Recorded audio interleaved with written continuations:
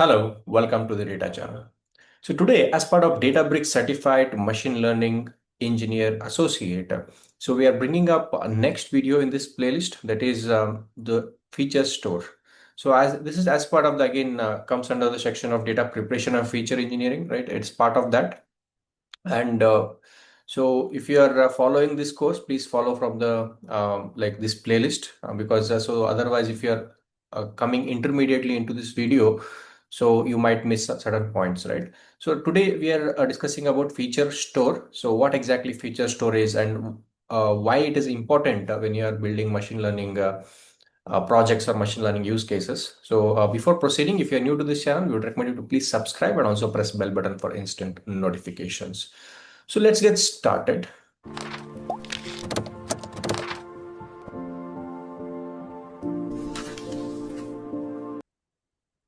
So this is general course instructions. Again, like feel free to pause and take notes wherever it's required and adjust the volume and the speed accordingly because my speed might be fast or slow for depending on the people, right?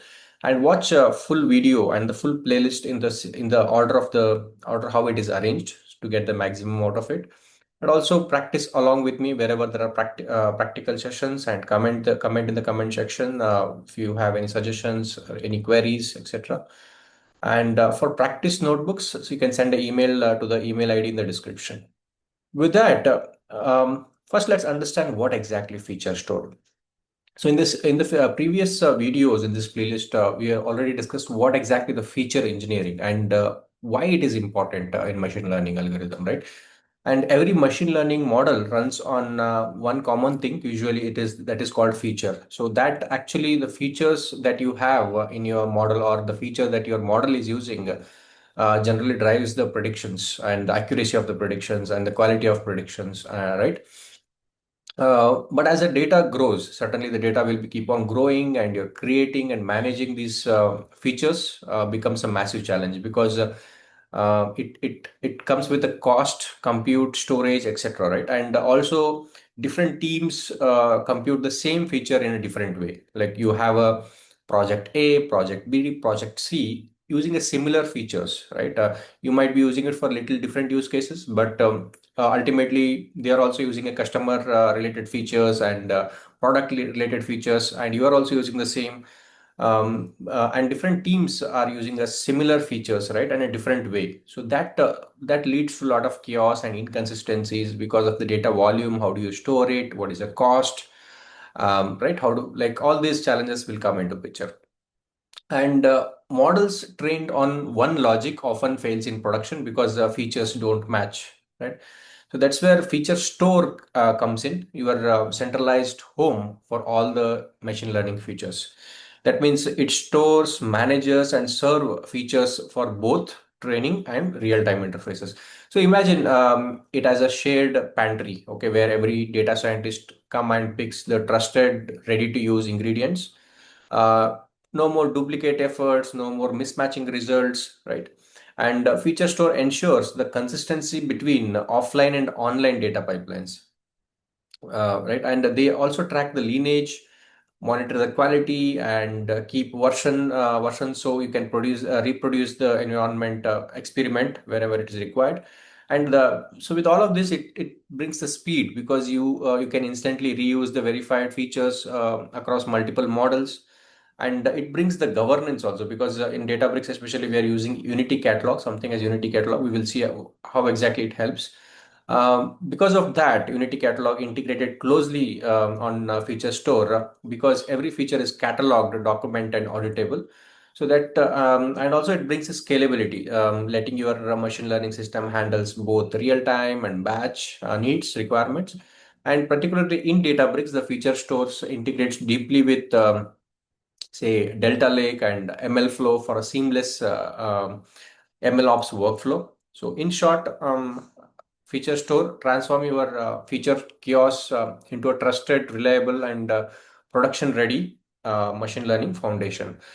So that's exactly what feature store means, right? And so it is nothing but like you are storing it in one place. You are pre-computing the values, right? And you store it in certain like place. So now moving on to the example, we will take example of recommendation system here, right? And in Databricks, basically, feature store is built on top of Delta tables. So everything, like all the feature stores, are stored in Unity catalogs, and these are nothing but the Delta tables. If you are familiar with Databricks, you might know what is exactly the Delta tables. So where feature live in organized, reusable form. So each feature, so like all these features will be stored as a table in the Unity catalog, and these are Delta tables. The format of the table is Delta table. And think of each table as a dedicated layer of intelligence that feeds your machine learning model.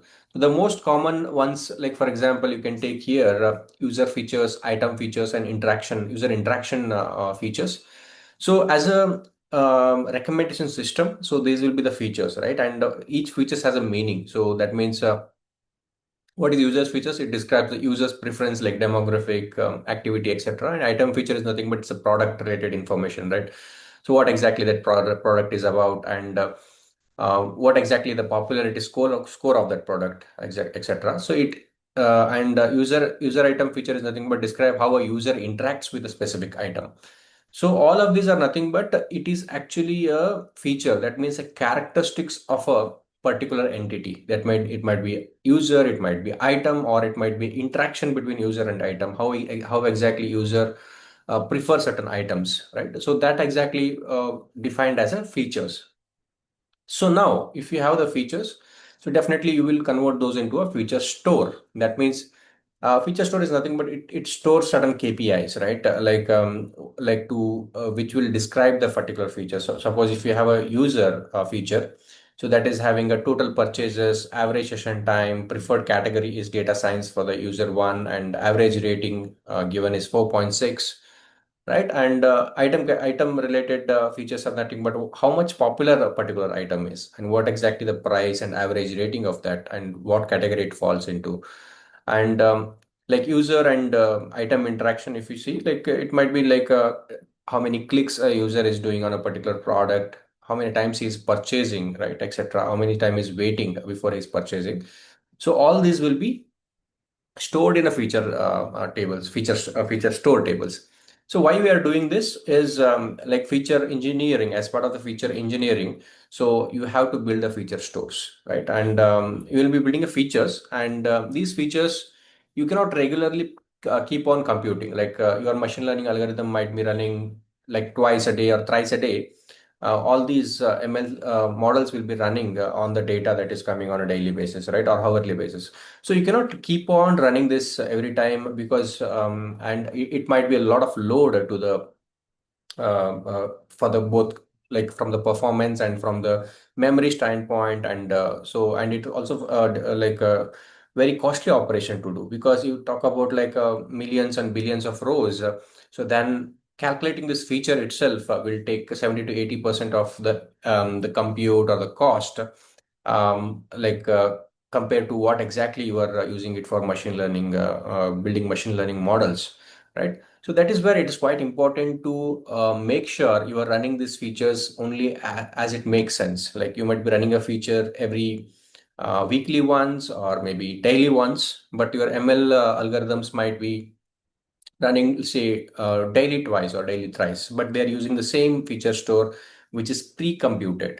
Okay. So that way you are saving a time, you are saving a cost, right? And you are saving a lot of money as well, because you are using the pre-computed value, and it can be shared. So you can share this features across multiple teams. Team one, team two, team three can use the same features, right? Because ultimately they might be using, if they're doing some use cases on the recommendation system, they might be using something around this same feature stores or features. And it also become a collaborative thing, right? So like there is a feature, there is a team one who needs only the user and item. I can give access to only them, and they might not need access to the user item interaction, so I will not give the access to them. That way it will perform the governance aspect also.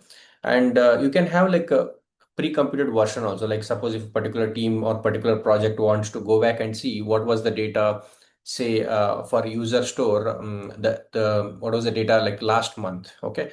So by doing that version controlling or by doing a time travel, so they can get the history of the data as well. Like suppose user one is having average rating of 4.6. So what was his rating for last 6 months or last 3 months, right? So that way you are getting that the history also. You can have the access of that history also, because these features stores are ultimately delta tables. They can store the versions, like a previous version of the data, how exactly was there, and based on that you can kind of build a behavioral or user behavior analytics also with that. So basically, you are storing the data in one place in one copy of a data, and it is being reused, right? That's the main thing. And it is not just about sharing the data across different teams. So it might be also a case where one particular team is having, say, 10 to 15 machine learning models which are running, and they might be commonly using the same recommendation system, similar recommendation system related use cases, and they can reuse all 15, 20 machine learning models when they are executing. So they can, when they're getting trained, they can use the same feature store. They can share the feature store as well.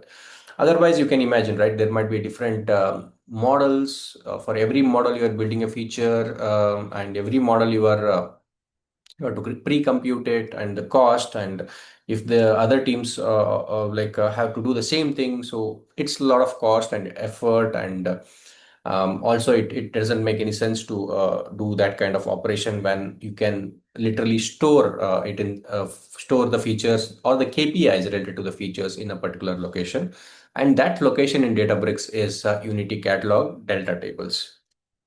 And also, for example, a user with, say, 20 past enrollments and high engagement score tells the model this user loves the learning, right? So next item features represent the property of the item being recommended, such as price, popularity, category, or rating. So these features helps the model understand what kind of product or courses attracts the users. So then comes, like, you can think of these, right? So user interaction features capturing how users items related to clicks, views, and watch, etc. So that we already discussed. So these are like features, and you are building that into different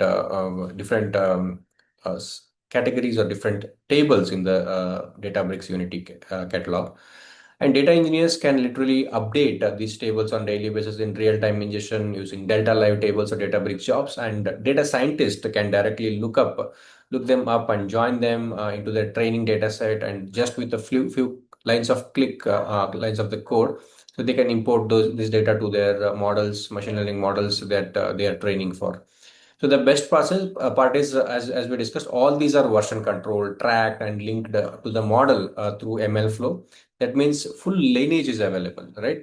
From where the data is coming, what is the features, how exactly feature stores are there, from raw data to feature tables to model prediction. So everything, there is a data lineage. You can literally visualize the data lineage, right? In short, Databricks feature turns scattered data into structured, shareable, and production-ready ML features. So now we will see exactly in real time how exactly it looks, right? Basically, you can see there is a raw data. So raw data might be coming from different databases, data lakes, etc. And you are having something called as featureization. That means you build a lot of KPIs as part of your feature engineering, right? And you will not just use this on the fly on your training and serving models. What exactly you're doing is you are storing the data into something called as feature store. So this is like a database, what you can say. It is a storage layer in Databricks, and Unity Catalog is kind of a governance layer on top of the delta table that you're having. And once your featureization is running, like you are building a user feature, you are building a product feature, you are building user and product interaction features that we discussed. So all those will be physically stored into something called as delta tables. And these are like feature store tables. So these feature store tables will be further, which are stored, will be further used by training data set, and it will be served to different models, and finally it will be like productionalized to our clients and for the particular use cases. And so this Unity Catalog, as you see, the feature store, it's been used, right? So here we are showing one training and serving, but in real time it can be used shared across multiple models, and can be used from multiple teams. So that is where the Unity catalog, the stored features in feature store will come into picture. So with that, we will move to the types of feature. What exactly the types of features you can see? This is again a theoretical knowledge we just need to understand so that you can build features accordingly. So for example, there is a raw feature. So these are directly extracted from source without any transformation. For example, there is a CRM tables, website logs, transactions, etc. And the examples columns you can take or features you can take is user age, country, gender, right, and timestamp, device type. So these are like directly taken from the source systems. You are not actually doing anything to make it look like a feature. So they form a base layer on which a transformation and derived features are built on. And next is a transform feature. So these comes from a mathematical or logical transformations of a raw data, often computed using normalization or standardization, or you perform a encoding, binning, log scaling. So all these are topics we have discussed in the previous videos, right? So when you're doing all these, so these are like a transform feature. You are doing some kind of transformation, okay? It might be logarithmic, applying some logarithmic features and deriving some standardization using standard deviation, performing data encoding, right? So you might build a transformation pipeline, using Spark SQL or PySpark, and these into a feature tables. So that is a transform feature. And what is aggregated and pre-computed? Aggregated features are like, as a name says, so these are aggregation over a period of time. That means over time window or groups. Often the core of most of the feature stores. So total purchases in last 30 days, average watch time per course, right, and count unique categories visited. And pre-computed aggregation aggregates improve model performance and reduces the runtime feature computation. So they are usually batch updates or daily or hourly updates. You can have some Databricks jobs or Delta Live tables also. And next is contextual features. So these capture situational or say environmental context at the predictions or interaction time. For example, time of a day of a week, user current device, current location, what is the current location of a city, for example, right? So this actually boosts the personalization by adding or incorporating real-time or dynamic signals. They are often computed on the fly during model serving, so not exactly pre-stored. So these contextual are not exactly. If you're having this kind of contextual features, try not to store it in a features because these are contextual, as the name says. So these doesn't make any sense to be stored in the feature store, right? So and so what is the feature augmentation features, right? So these are nothing but enriching your existing features with the external or derived sources. For example, you have a weather information. So based on that weather information, you can have the average temperature for last 7 days for delivery prediction, or you can have you can add a social media trend score like a top sentiment index, for example. So these actually make the features more informative and bring into cross-domain context also. So that's quite important. And with that, we will see the next set of features, interaction or cross features. These are like represents a relationship or co-occurrence patterns between two or more entities. For example, user item pair, right? Or it might be like a user like a location pair. So how user and location combined behave, or how user and item combined behave, right? So that is where this purpose is very common in recommendation engines and ads ranking system. So they improve the model accuracy by capturing behavior overlaps. And so temporal or time series, as the name says, it represents the trend or recency, how feature evolve over the time. For example, rolling average watch time in last 7 days, purchase trends for last 30 days. Okay.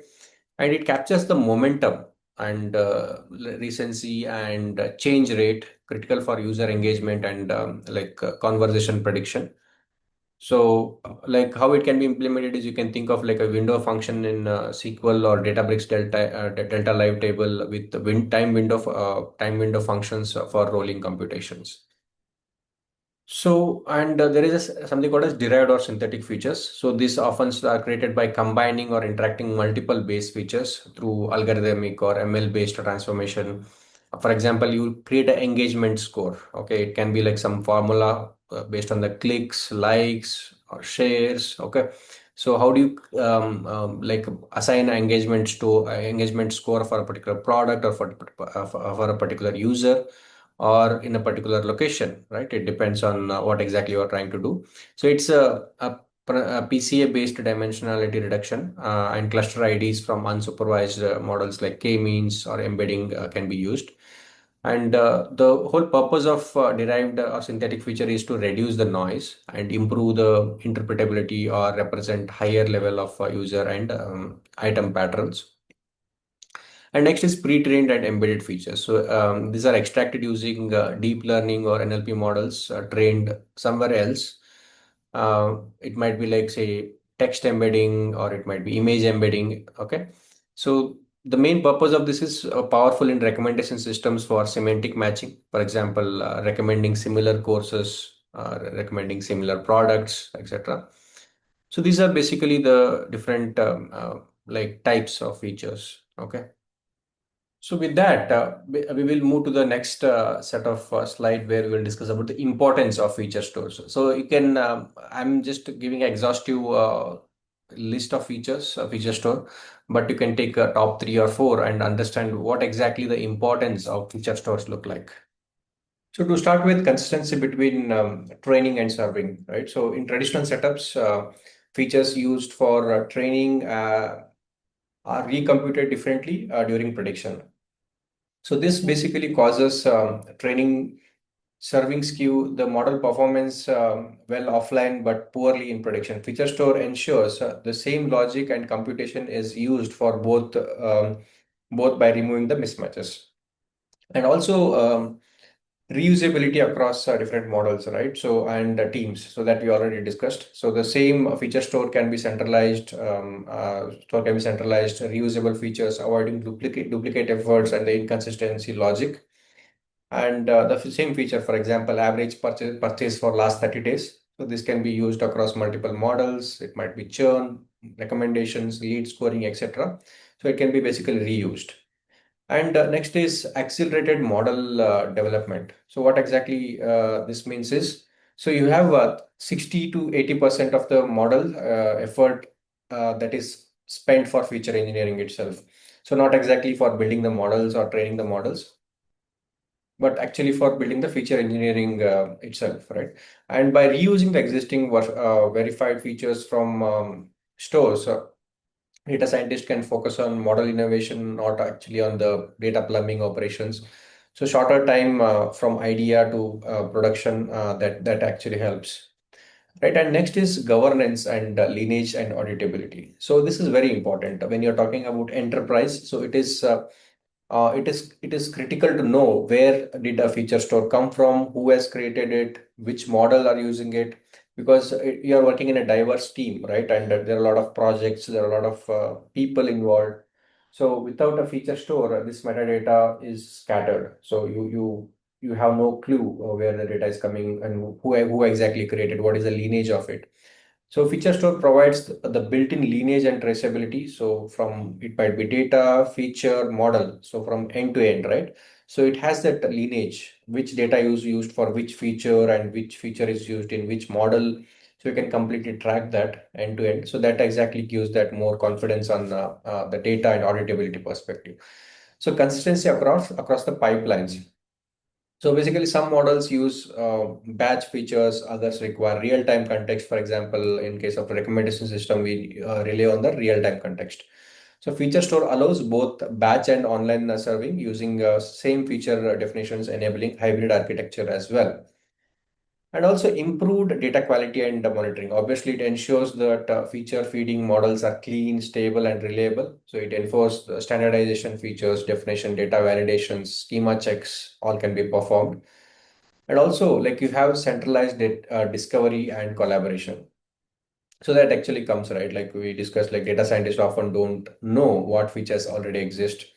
So a feature store acts as a catalog basically for them to enable search and discover what features exist for user behavior. So they can start go and check that in the feature store, and they can start reusing. Maybe someone has built it, but you can rebuild it or you can reuse it. So that encourages collaboration across different teams as well. And version control, versioning, and experiment reproducibility, right? So feature store maintains versions of feature tables, ensuring reproducibility of ML model training and experiments.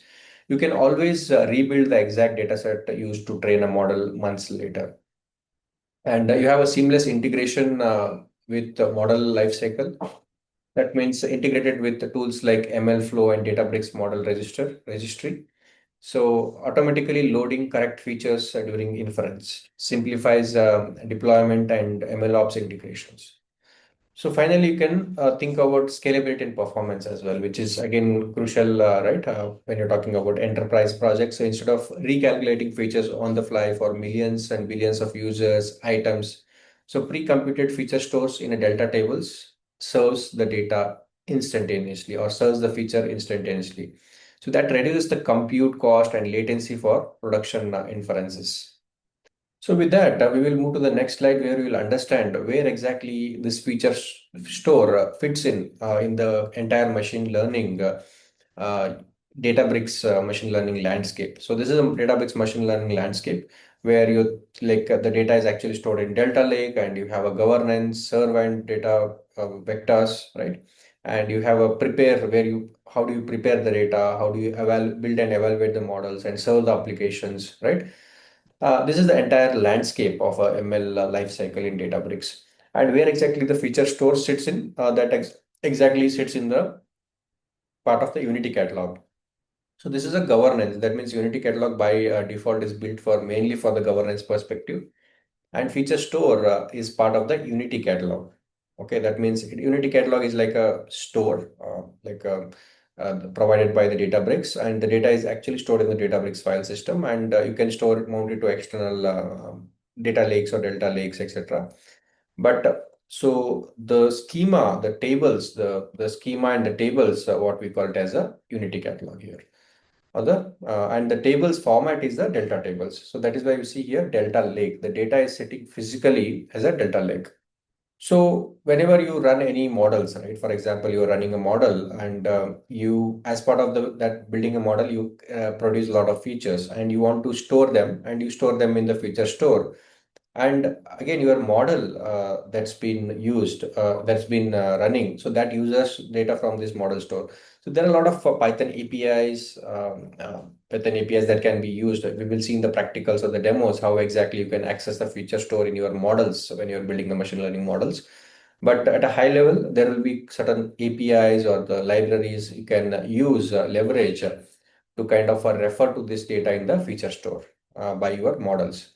And also, these models will be reusing and refining these feature stores over the time. So if you see here, you have a featureization, right? That means you build a feature one, feature two, and how you are building them using a Databricks notebook or kind of a code you have. And finally, you store that or save the data into the feature tables.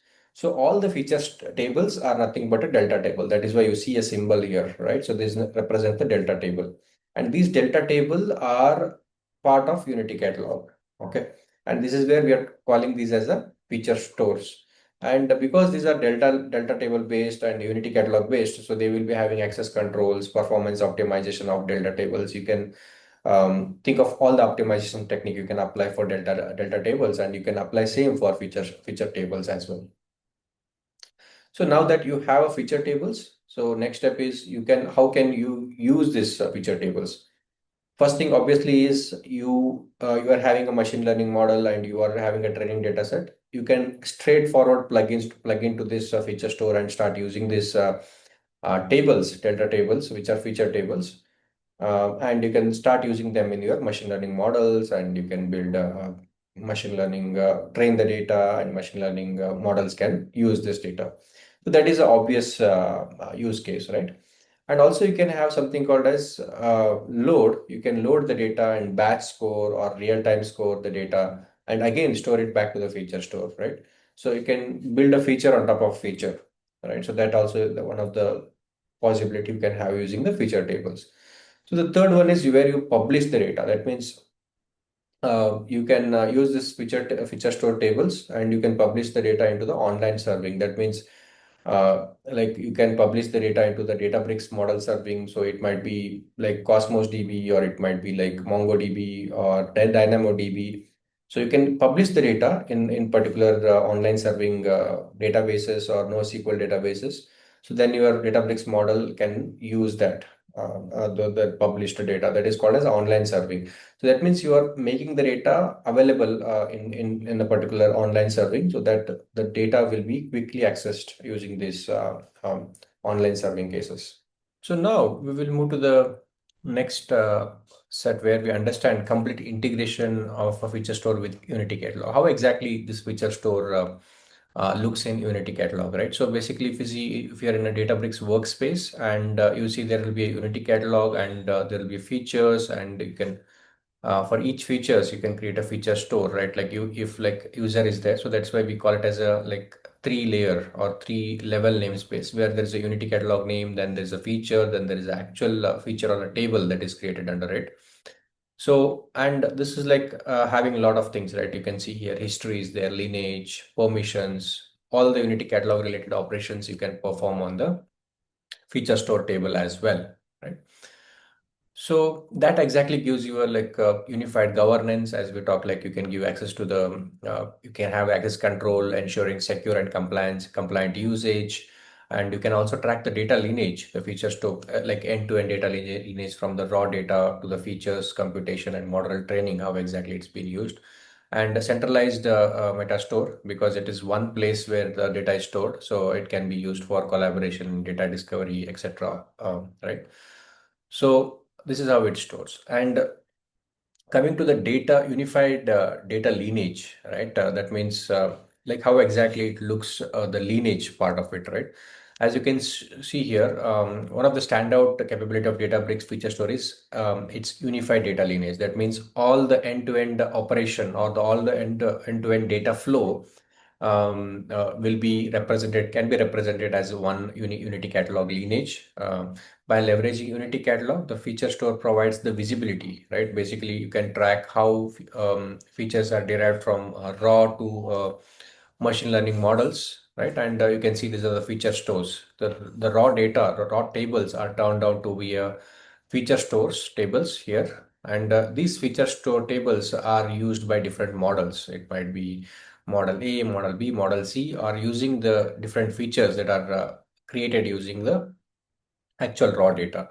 And also you can trace back, right? Like you can identify the impact of data changes on the downstream machine learning workflow, and also have that auditability, ensuring compliance with regulatory requirement by maintaining the comprehensive lineage trail. You can have that and you can produce those reports for the auditors. And with that, we will further move to the integration part, integration with MLflow and model serving. So now we will move to the integration with MLflow and model serving.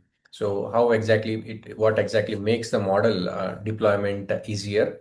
So here the Databricks feature stores seamlessly integration with MLflow Databricks platform for managing the ML lifecycle, because ultimately it is not just about creating the features, but it also make the features more like deployment friendly, how easily you can deploy.